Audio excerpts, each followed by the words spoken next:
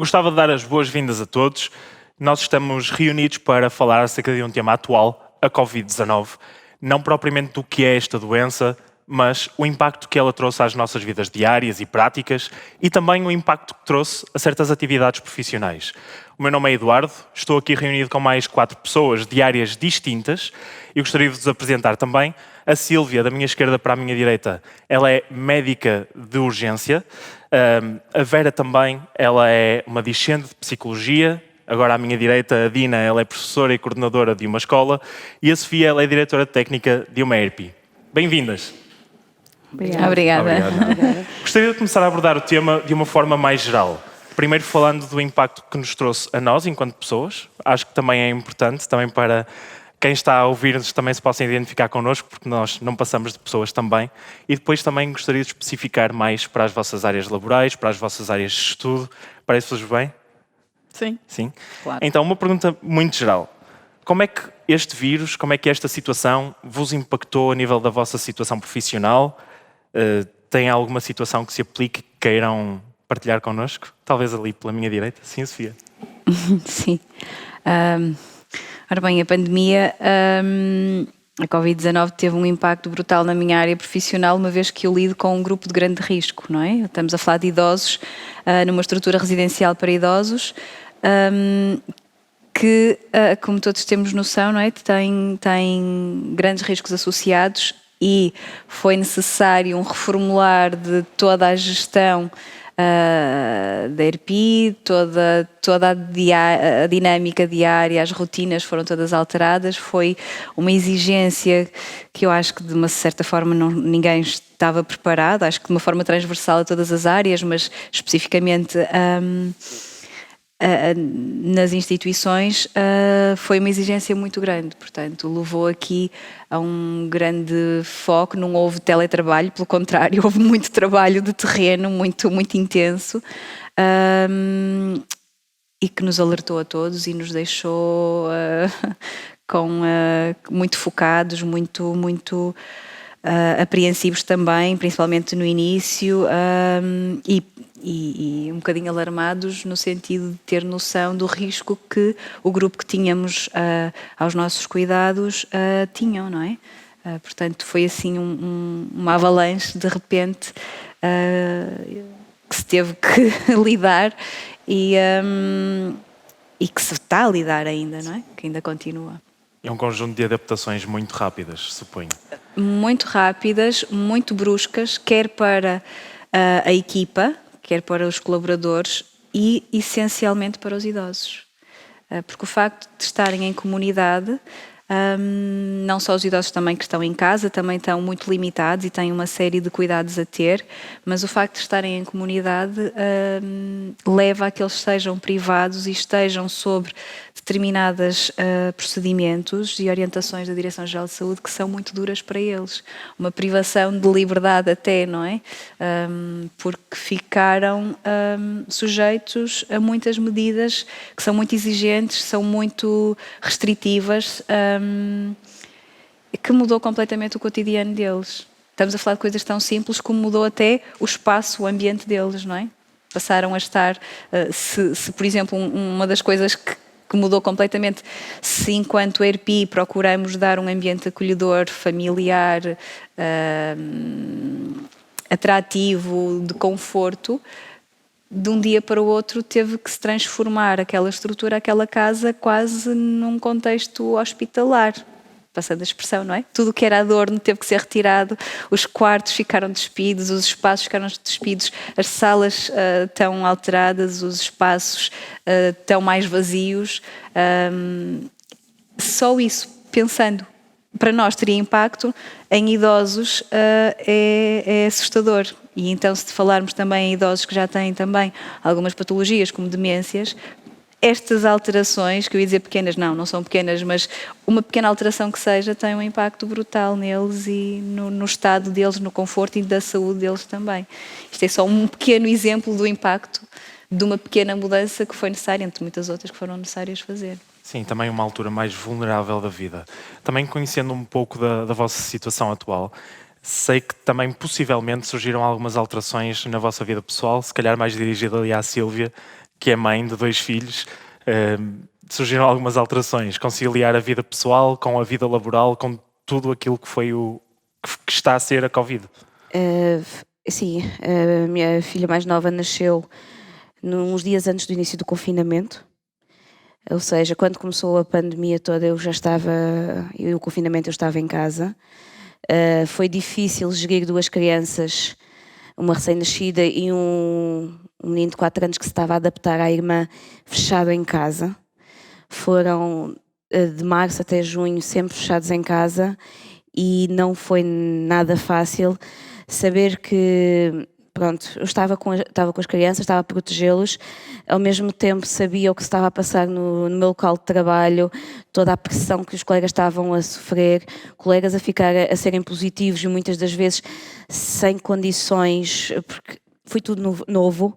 Ainda atualmente não sabemos muito, mas naquela altura então foi extremamente impactante para todos. Ao mesmo tempo há aquela sensação de eu estou protegida, estou a proteger os meus, mas os meus colegas de trabalho, as pessoas que eu também gosto, estão a sofrer, ou seja, era uma dualidade que eu, claro, queria estar em casa. Eu nunca pensei que ter um segundo filho iria ser numa altura destas, todos aqueles planos que era, agora eu vou gozar a licença, vem na primavera, vou passear. Não, fiquei fechada em casa. A primeira vez que saí, tinha a bebé 5 semanas, porque as consultas foram todas canceladas. Mesmo no recém-nascido, um recém-nascido saudável, a primeira consulta que ela teve tinha 5 ou 6 semanas já. Claro que falava com a pediatra por telefone, mas não havia saídas para nada. Eu tive de sair porque foi uma cesariana, tive de tirar os pontos, mas, ou seja, é tipo aquela situação de sair quase que a medo, chegar a casa, tirar roupa, tomar banho. Foi tudo uma situação de adaptação que atualmente não baixei a guarda, mas há coisas que já conheço que não faço, que fiz naquela altura. Mas acho que a vida mudou 360 graus, não só pelo nascimento de um bebé, mas pelo nascimento de um bebé na atual conjuntura. Certo. Nunca pensei que ter um filho iria implicar tantas mudanças, e o que para nós é tudo novo, para ela é a realidade. Certo. Ela nasceu com máscaras. Ela não sabe o que é, a não ser em casa ver pessoas sem máscaras. Ela não tem o colo que tinha talvez o irmão de outras pessoas, não tem o convívio com as pessoas que tinham o irmão. É a nova realidade dos nossos bebés. Sim. Para além do desafio que deve ser ter um filho e cuidar dele numa idade tão pequena, mais o desafio de ser a situação em simultâneo. E tu, Vera? Como é que foi esta situação ao nível da tua vida pessoal, conjugar com termos que ficar isolados? Bem, quando tudo, não vamos dizer que começou, mas quando tudo explodiu, não é? Quando as coisas realmente se foram apercebendo.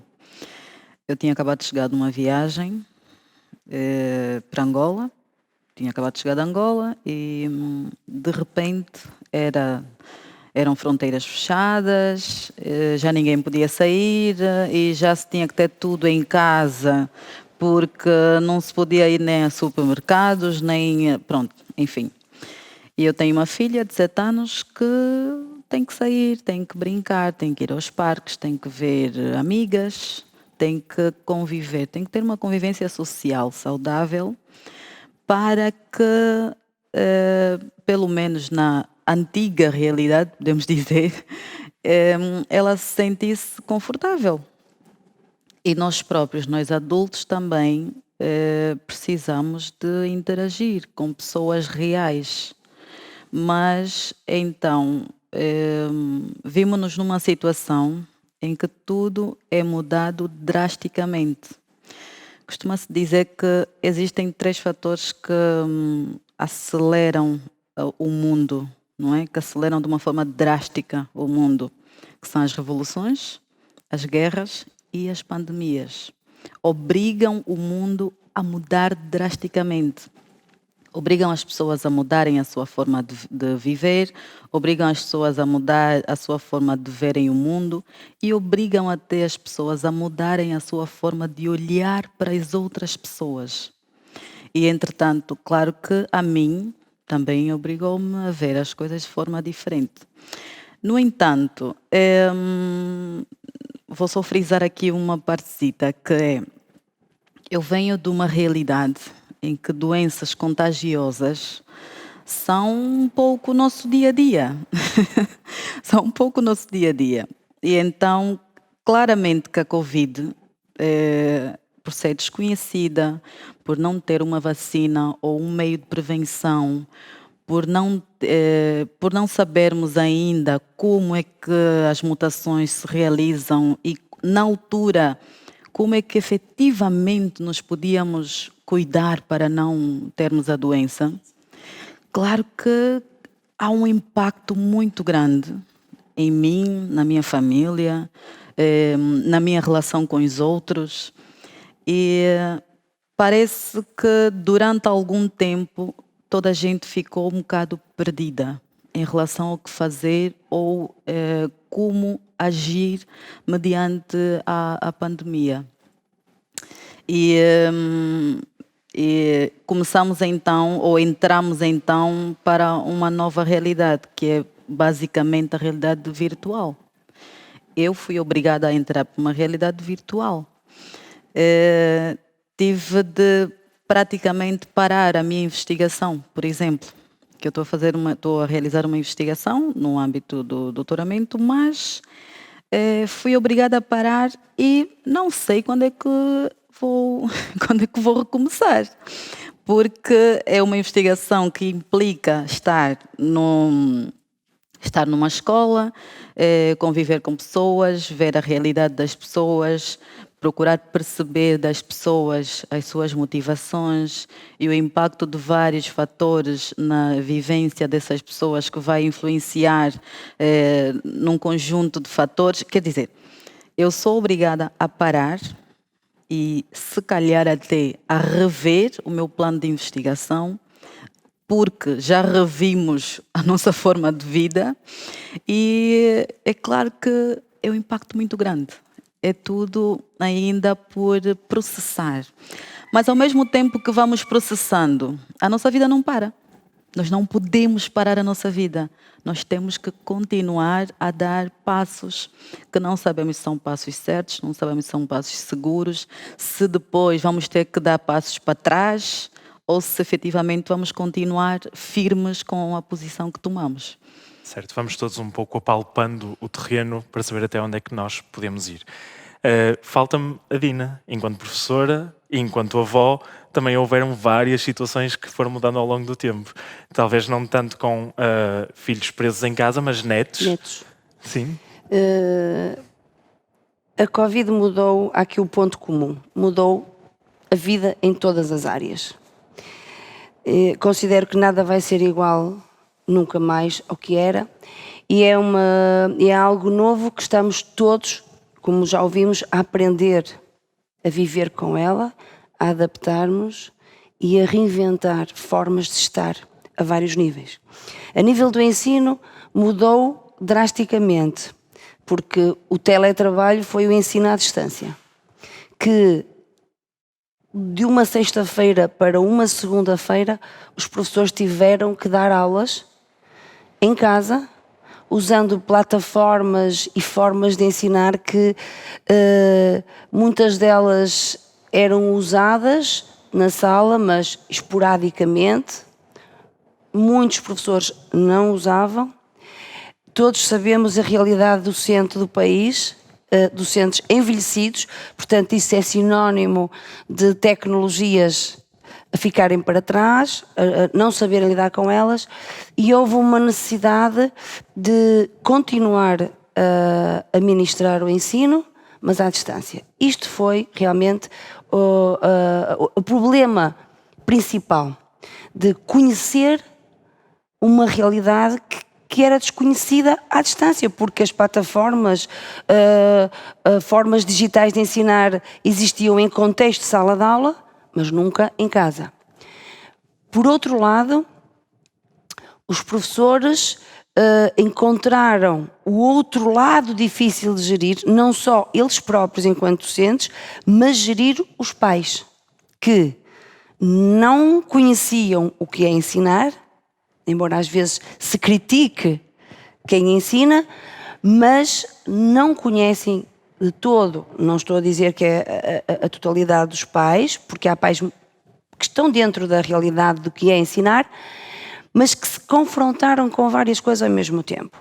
Por um lado, não saber ensinar os filhos e tinham que eles próprios ensinar as matérias, embora com os professores a orientar, mas mais, esses próprios pais em teletrabalho.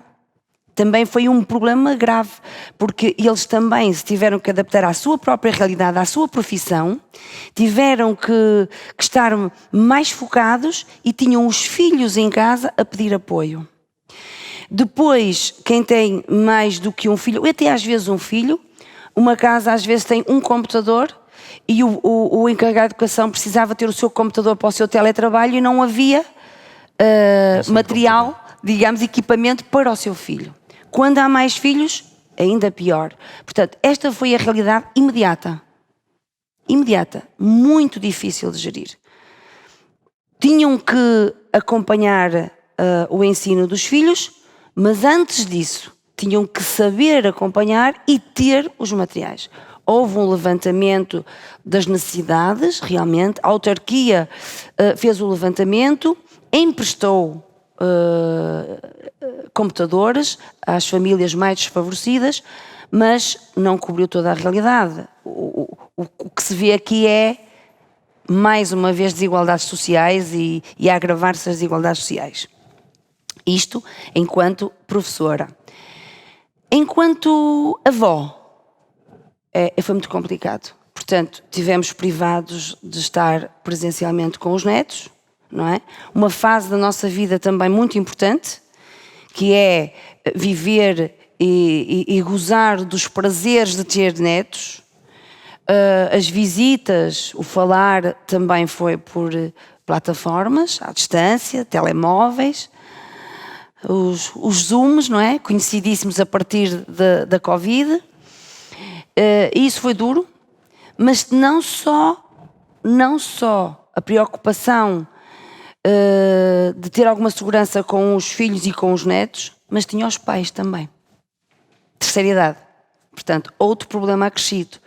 Portanto, não estar tanto com eles, mostrar-lhes, porque estão numa idade de 85 e 86 anos, que não entendem o que isto é, o também ficar em casa não foi fácil e ainda não é fácil dizer aos pais que têm que estar em casa porque é mais seguro, porque eles têm as rotinas, o ir à mercearia, o dia a dia.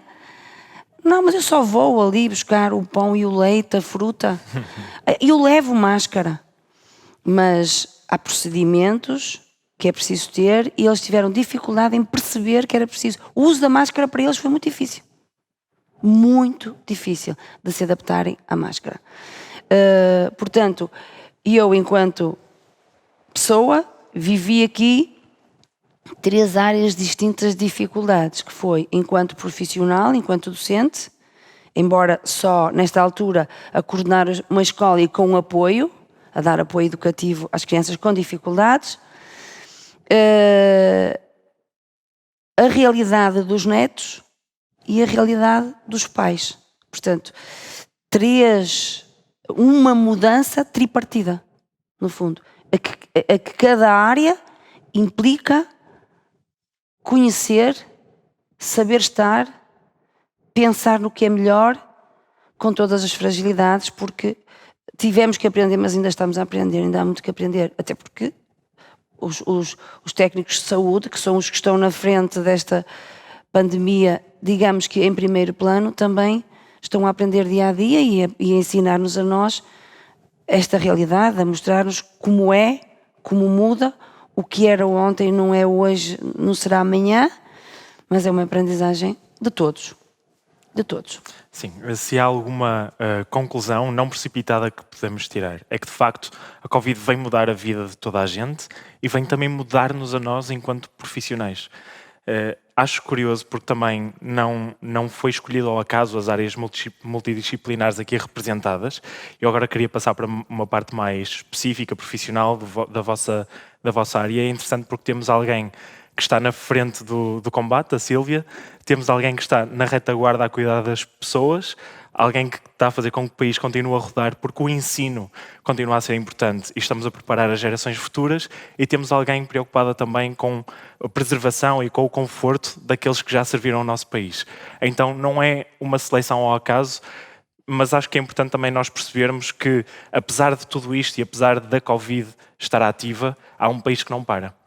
E o objetivo desta segunda parte é percebermos como é que não para, quais são os impactos, o que é que está a ser feito propriamente no terreno, será que tudo aquilo que está a ser feito é suficiente, conseguimos nós comportar todas essas mudanças e como é que tudo isto está a ser lidado na nossa vida prática, cotidiana, enquanto profissionais. Então eu gostava só de lançar uma pergunta e quero só que cada uma de vocês responda com uma coisa, uma área, uma circunstância específica em que a Covid está a afetar mais na vossa área profissional, nos lares, hospitais, no ensino, nas pessoas.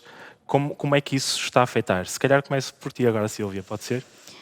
É complicado escolher uma área, mas no nível da saúde nos hospitais não temos recursos humanos suficientes, mas também não. Há muita gente que fala, é mais que médicos, é preciso ter médicos treinados para isto.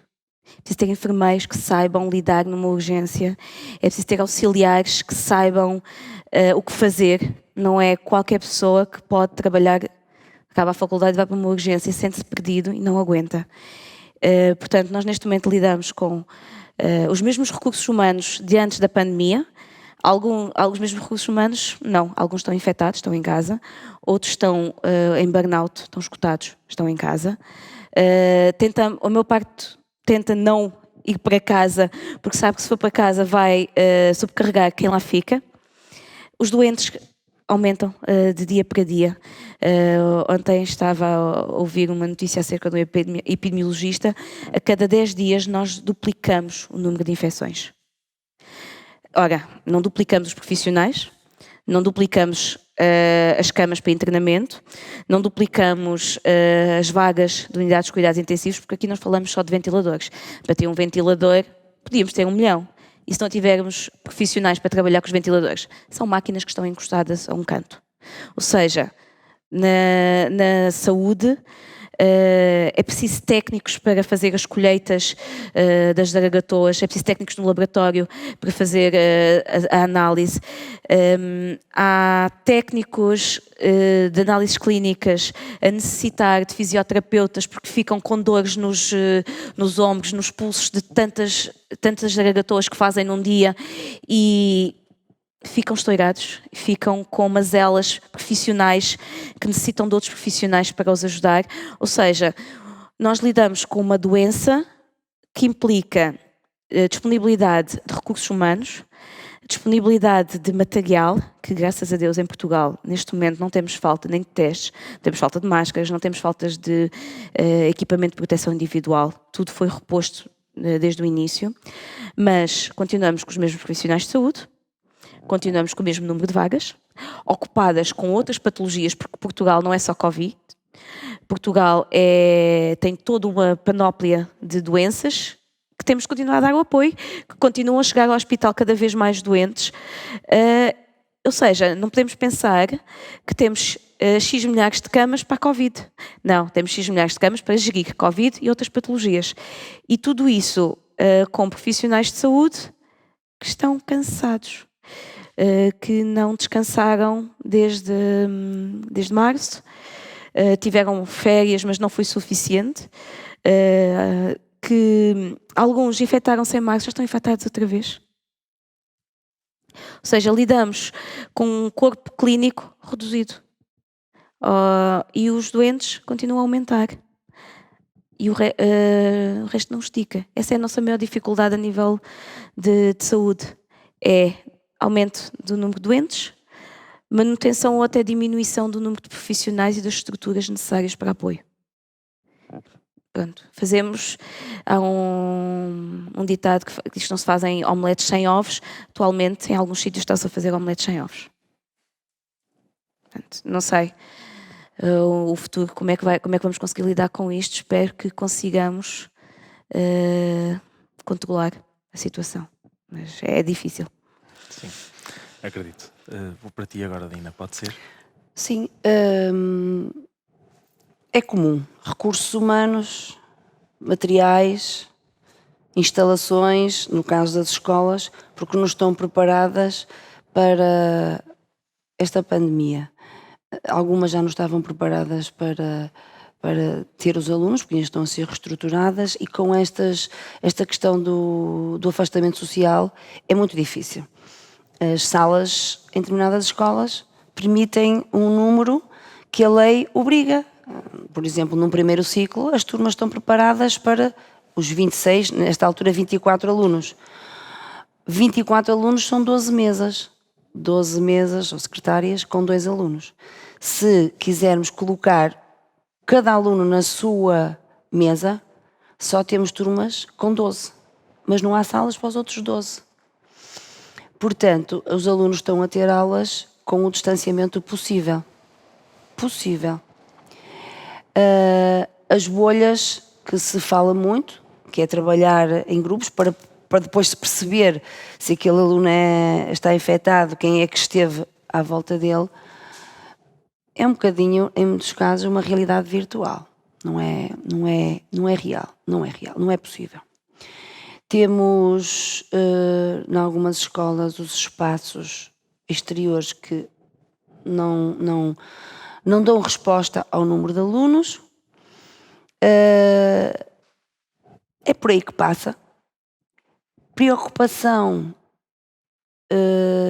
minha, que eu achava que ia existir, foi de alguma forma atenuada, porque eu pensei, os pais têm que trabalhar, os pais vão mandar os meninos para as escolas, como às vezes mandam, com uma febrezita para nós avaliarmos.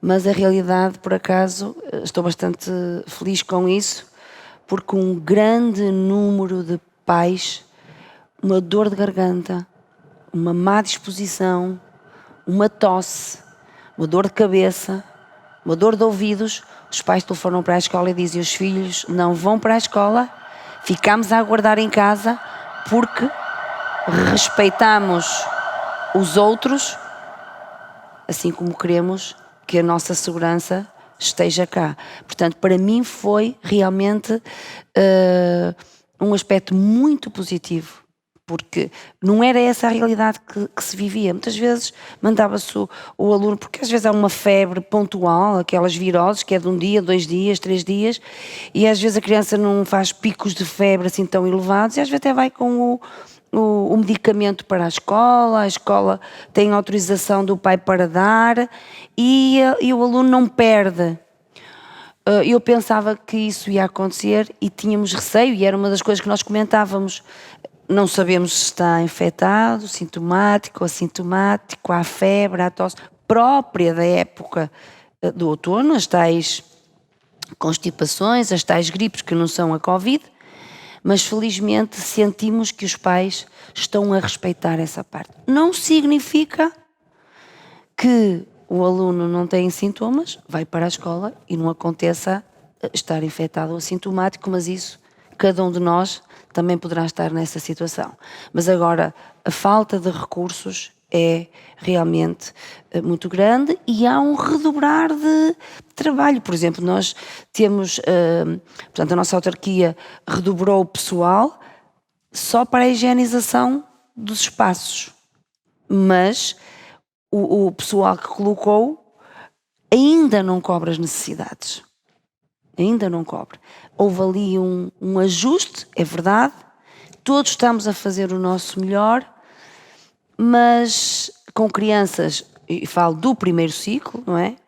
Também não sou obrigada a usar máscara, portanto também tem essa questão. Pronto, estamos a ver. Não é tudo mau. Isso a mim tornou-me, ou deu-me algum descanso pela postura dos pais, mas o resto é geral. Os recursos. E os professores estão esgotados porque há necessidade. E entra na sala, é preciso higienizar. Sai da sala, o menino precisa de higienizar as mãos. Vai à casa de banho, tem que higienizar. No recreio, vai fazer um recado. Alguns recursos não podem ser usados, nomeadamente uma biblioteca não pode ser usada como era usada até agora. Os livros têm que estar em quarentena 72 horas também. É muito engraçado também. Portanto, se os alunos levam para casa requisição domiciliar, se à hora do conto se é utilizado o livro em contexto de sala de aula, individualmente ou em conjunto, temos que ter esses cuidados. Tem que haver essas preocupações, porque não sabemos o que está à volta, e isto torna os profissionais a terem muito mais trabalho, muito mais atenção, mas muito mais trabalho e muito mais cansaço, sem dúvida. Sem dúvida. Sofia, em relação aos lares, obviamente nós não podemos pegar nas pessoas da terceira idade e mandá-las de novo para casa, obviamente porque se estão num lar É porque por algum precisam. motivo, porque precisam. Qual foi o maior impacto que foi sentido em relação ao lar, em relação ao tratamento com as pessoas e também, só acrescentar uma pergunta no teu caso, qual foi o feedback por parte das pessoas que estão a receber o tratamento da terceira idade? Agora, inicialmente, as pessoas tinham muita dificuldade em entender o porquê de tantas novas regras e de tanta privação. O porquê de tanto afastamento, o porquê de tantas mudanças e de uma liberdade tão simples como poder sair só para ir ali à frente, tomar o café e vir, ou então estar com os seus familiares. No início houve muita dificuldade e que foi também generalizado, percebeu-se isso em termos até da informação pela comunicação social, que os idosos estavam muito resistentes em adaptar-se e também já foi aqui mencionado pela Dina. Passaram pela fase do ok, compreender, já começam a interiorizar algumas coisas, agora estão numa fase de desânimo, não é? Porque isto está-se a prolongar, não se vê perspectiva para certas medidas deixarem de existir e, portanto, começa-se a sentir um grande desânimo de uma forma geral. Uma das situações, para não falar dos recursos humanos, que isso é transversal, não é? Porque todos estes novos procedimentos e novas rotinas implicam mais perda de tempo ou gasto de tempo para se fazer tarefas que antes se faziam de uma forma mais rápida, não é? E, portanto, as equipas não se multiplicam, mesmo as exigências de equipas em espelho e que se dividam só determinada equipa para tratar só de X utentes, parecem sempre os mesmos e aqui... Isso, em muitos contextos, acredito que seja uma utopia, porque efetivamente há falta de recursos, mas, voltando a pensar nos idosos, uma das situações que é mais difícil de gerir é a questão do isolamento profilático, quando eles saem para ir a uma consulta que não é possível adiar, que não é possível ser em domicílio, e consultas de especialidade em hospital que começam agora a retomar, e algumas ainda se vai fazendo esta gestão com o médico decide, ok, podemos adiar ou podemos fazer via telefone ou outras alternativas, mas uma boa parte delas não é possível de se alterar, e então implica que mesmo o idoso indo protegido, de máscara, devidamente acompanhado por alguém de dentro e que vai equipado, quando chega à instituição, tem que passar por um isolamento profilático de 14 dias. Isso em idosos tem um impacto brutal. Não só o facto de estar em isolamento, como toda a interação com ele é muito mais limitada, porque depois a equipa para entrar nesse quarto tem que estar totalmente equipada, não é só a máscara, há todo um equipamento que tem que se preparar para entrar, e depois vai-se fazer o que é essencial. Não se está a desenvolver uma conversa, não se está a conviver, não se está, não é? Claro que se dá atenção, mas é tudo muito para os bens essenciais. A higiene, a alimentação, vigiar se está tudo bem, não há ali... E 14 dias é muito tempo, não é? Que sejam 10, que se pondera eventualmente essa redução, é muito tempo. muitos dos idosos que já têm dificuldades, por exemplo, na marcha, não havendo este treino permanente, muitos deles perdem essa autonomia, perdem a mobilidade. E recuperar isto muitas das vezes não é recuperável. Não é recuperável. Então, eu acho que o isolamento, ainda que compreenda que é necessário e um ou outro idoso tenha essa consciência, começa a ser das situações mais duras de os idosos aceitarem e passarem por isso. E não se perspectiva poder alterar ou encontrar alternativas a isto, não é? Porque efetivamente estão em comunidade e há que proteger os demais. Certo.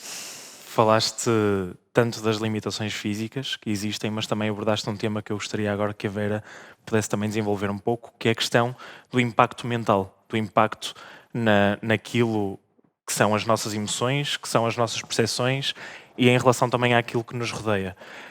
Aquilo que eu pedi foi para darmos um exemplo daquilo que mais impactou, tendo em conta a Covid.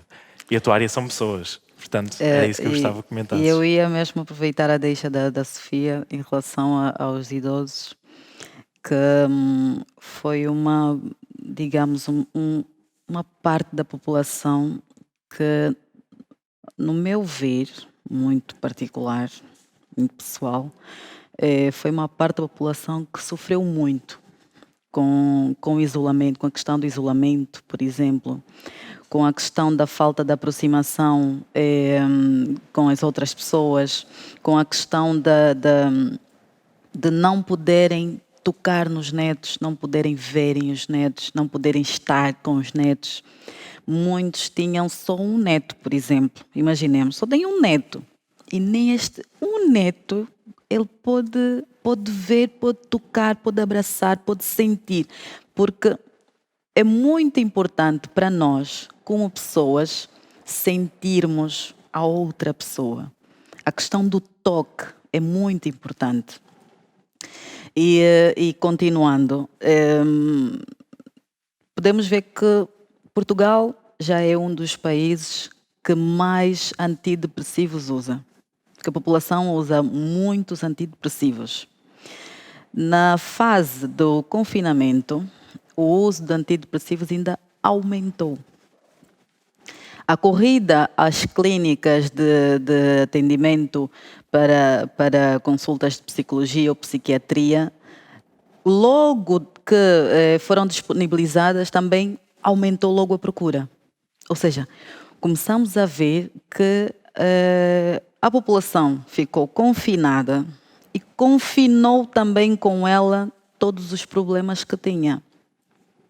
Vamos lá analisar uma coisa. Antes do confinamento, quando tínhamos uma vida normal, não é? Toda a gente podia sair, toda a gente podia se divertir, toda a gente podia espairecer quando quisesse. Tenho um problema em casa, vou sair um pouco e vou passear um pouco, vou olhar as vistas e então depois já consigo ficar mais calmo e voltar para casa e realmente conversar e resolver os problemas. Quando começamos a ter o confinamento, isto já não era possível.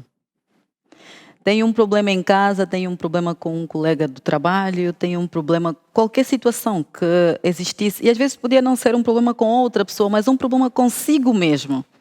Cada pessoa tem a sua forma de, muitas vezes, absorver o problema e resolver intimamente. Resolver ou autorresolução de problemas. Durante o confinamento não existia essa hipótese, porque estávamos em uma constante interação e uma espiral crescente de problemas, em que nós não tínhamos sequer a hipótese de parar para analisar, para pensar com clareza, para pôr os pensamentos no lugar e realmente analisar que existiam falhas que eram nossas, falhas que nós atribuímos às outras pessoas, por exemplo, e que nós podíamos ter a hipótese de resolver esses problemas. E claramente, quando existem problemas entre os adultos, também afetamos os mais pequenos. As crianças também são outra franja da sociedade que ficou muito afetada com o confinamento. Quando dizemos com o confinamento, estamos a dizer indiretamente com a existência do vírus, não é? Claro. E então, antes mesmo de analisarmos ou de se analisar e se chegarmos à conclusão que realmente se trata de algum problema psicológico as pessoas começaram logo a apresentar sintomas psicossomáticos.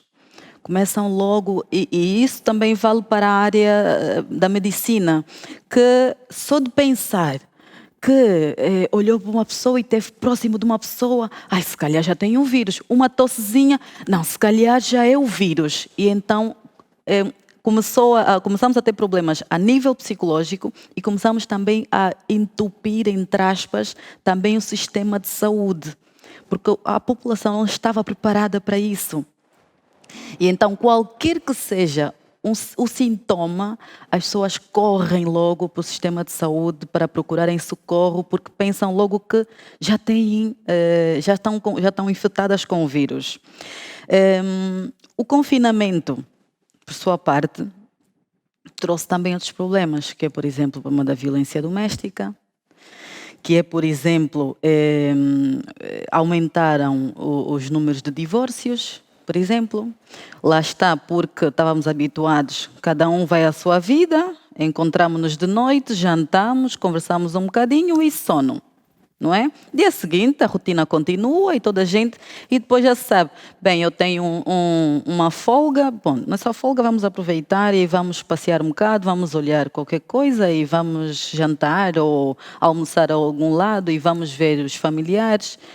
E, basicamente, aquilo que durante o confinamento nós considerávamos um problema, quando tínhamos uma vida normal, não era considerado um problema. Era uma coisa que podia ser ultrapassada. Quando estivéssemos juntos, no pouco tempo que estivéssemos juntos. A partir do momento em que começamos a estar juntos 24 horas por dia, então começamos a encarar os problemas de frente. Porque o ser humano é profissional em dar as costas ao problema.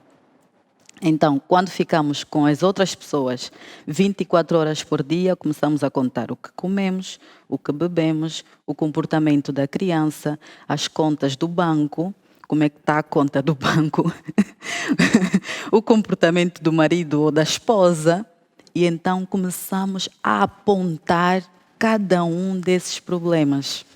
Claramente que ao apontar cada um desses problemas, e até mesmo ao batizarmos esses problemas com nomes, então estes problemas tornam-se muito evidentes. E uma das formas de fugir desses problemas é o divórcio. Nós, como somos profissionais em fugir dos problemas, em dar as costas ao problema, pronto, então mais vale separar e está tudo pronto. Cada um vai à sua vida, porque afinal não servimos para estar juntos e estão juntos há 20 anos, por exemplo. Mas afinal não servem para estarem juntos. E afinal a mãe não educou bem o filho. Porque o teu filho faz muito barulho, porque muitas vezes é o termo que é utilizado. O teu filho faz muito barulho. A mãe não educou bem o filho. Afinal, este filho não está bem educado. E é um filho com 10, 12 anos. E sempre estiveram juntos na mesma casa. Esses problemas começam a ser evidentes e com eles começa também a surgir a violência doméstica, que se formos a ver mesmo nos noticiários e nos estudos e nos números que são divulgados, vamos ver que a questão da violência doméstica também disparou. Houve muita violência doméstica.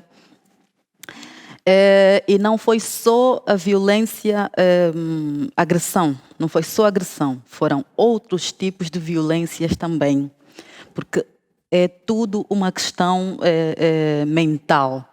As pessoas sentiram-se confinadas e tiveram a necessidade de expulsar aquilo que tinham dentro delas. No princípio vai-se aguentando, mas chega um ponto em que realmente se explode. E então começam a surgir esses problemas todos. E depois nós não sabemos com o que é que estamos a lidar. Tanto mais que até apelidamos o coronavírus de perigo invisível ou inimigo invisível, porque nós não sabemos com o que é que estamos a lidar. E as pessoas nós temos muito medo de lidar com algo que nós não conhecemos.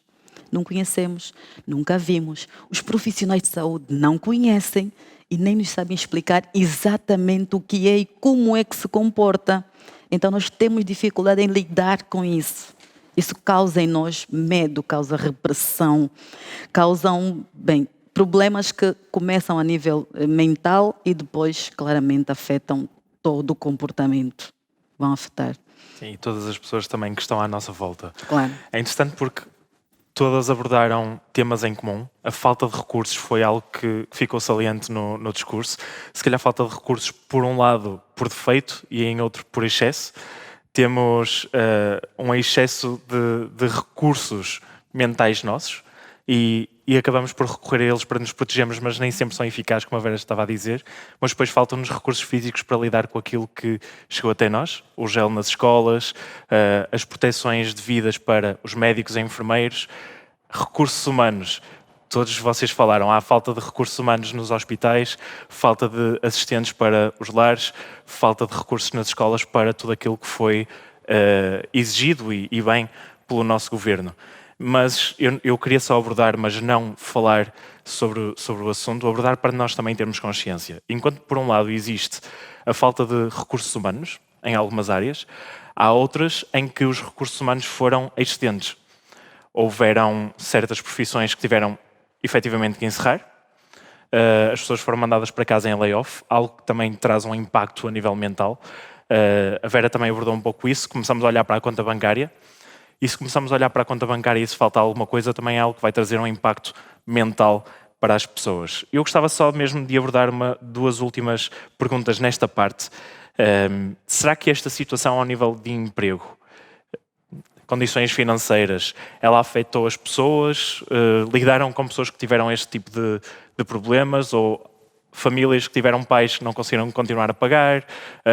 Pais que para enviar os filhos para a escola tiveram que fazer um esforço financeiro muito grande? Pessoas que chegavam ao hospital sem forma, sem outros recursos? E também será que esta lacuna financeira afetou a nível psicológico e também aumentou alguns problemas na família? Será que isto serviu para potenciar as vossas áreas? Como é que isto foi lidado? Esta é uma pergunta aberta, vou deixar a quem quiser tomar a palavra para falar sobre ela. Olha, a nível do ensino notou-se imenso porque as autarquias deram possibilidade de, apesar das escolas estarem fechadas, fornecer refeições. Portanto, os alunos que já almoçavam gratuitamente na escola, continuaram a servir essas refeições em forma de take-away. No início, nos primeiros dias, a escola estava aberta, a sede. Eu vou dizer números não certos, mas depois vou dar como exemplo a percentagem, como é que ela foi evoluindo para perceberem. Imaginem que hoje 5 crianças iam levantar e iam buscar a sua comida, poucos dias a seguir 10, a seguir 20, 22, 30, portanto, e foi aumentando a necessidade de alimentar as crianças em casa.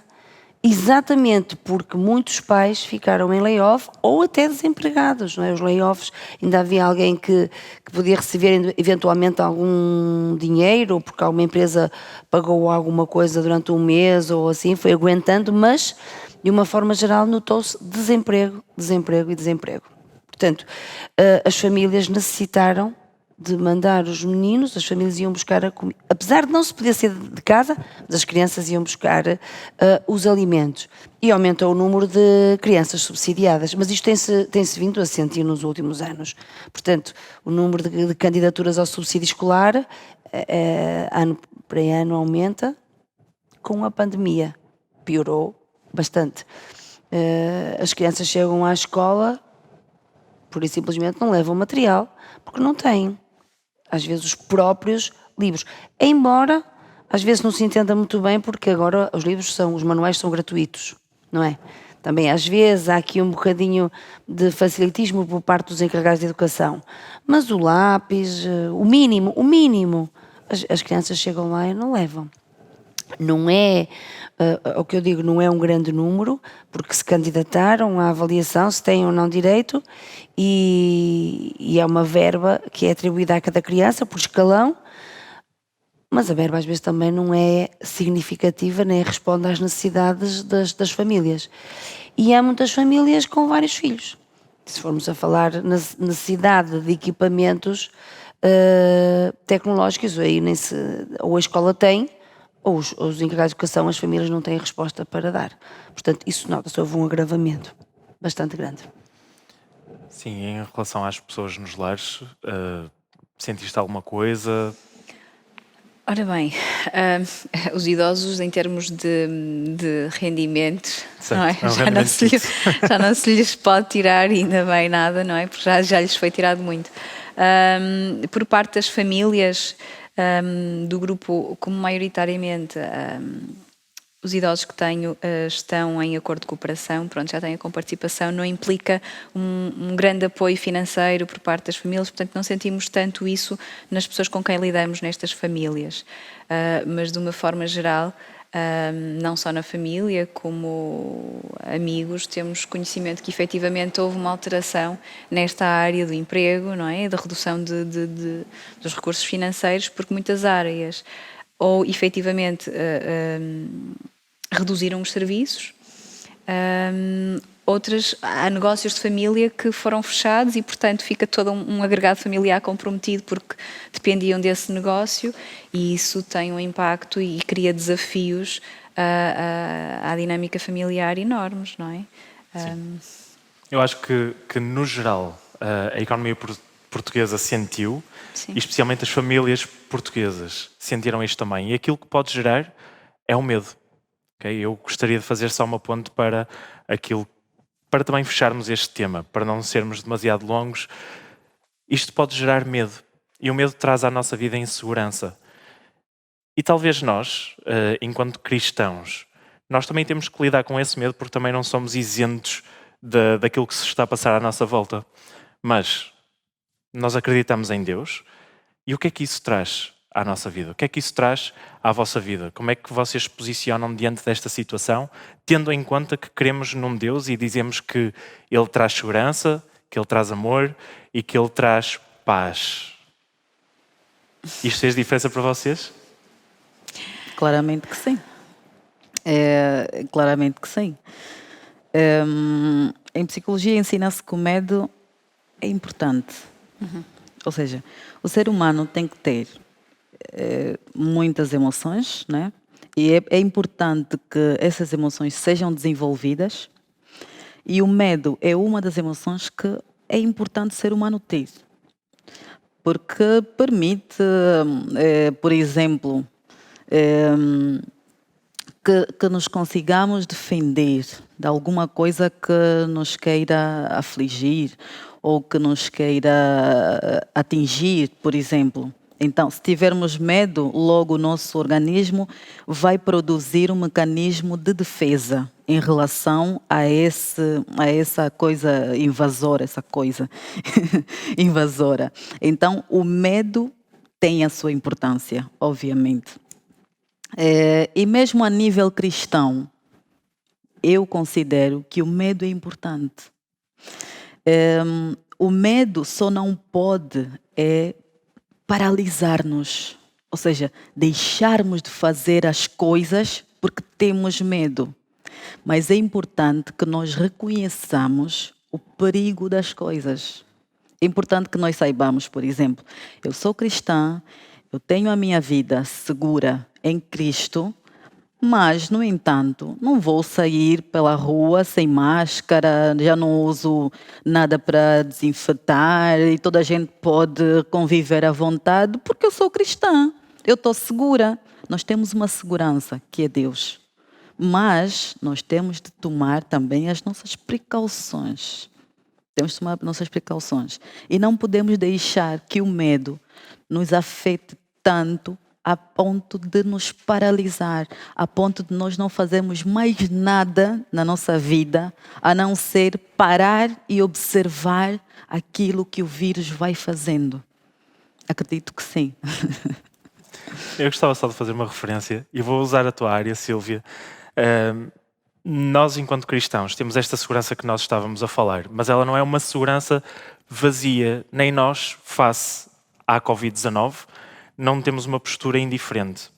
Quer dizer, nós também sofremos com esta situação, nós também temos as nossas áreas vetadas, temos que nos adaptar também, mas esta segurança traz-nos algo diferente. Não estamos parados, sofremos com a população em geral, estamos a passar pelas mesmas circunstâncias, mas eu gostava só de trazer um exemplo da Bíblia para terminarmos e gostava que me acompanhassem. É verdade, nós não estamos parados, mas também não estamos isentos de todas as regras que nos são impostas. E nós gostamos de as cumprir também porque sabemos que elas são importantes. E algo que a medicina ainda não consegue explicar. Jesus, houve uma certa ocasião que estava diante de um homem que tinha uma mão deficiente. Estão lembradas desse episódio? E a regra da altura, a lei judaica, dizia que não se podia trabalhar ao sábado. Tal como agora nós temos um monte de regras que temos que cumprir, a questão é nós não podemos deixar de influenciar, porque nós temos um Deus em quem acreditamos. Então, acima de tudo, nós amamos Deus. E por nós amarmos Deus, nós temos uma segurança real e podemos estar seguros nele. E em segundo lugar, nós amamos pessoas. E o nosso propósito é amarmos todos os outros que estão à nossa volta como nos amamos a nós próprios. Para fazer isso, nós não podemos deixar de falar convosco, que estão em casa também a ouvir-nos. Aquilo que aconteceu naquele dia em que Jesus estava com aquela pessoa, os fariseus estavam, um grupo religioso estava a fazer pressão para que não acontecesse nada, porque não se podia trabalhar ao sábado, mas Jesus, eles nem sequer repararam que Jesus não trabalhou.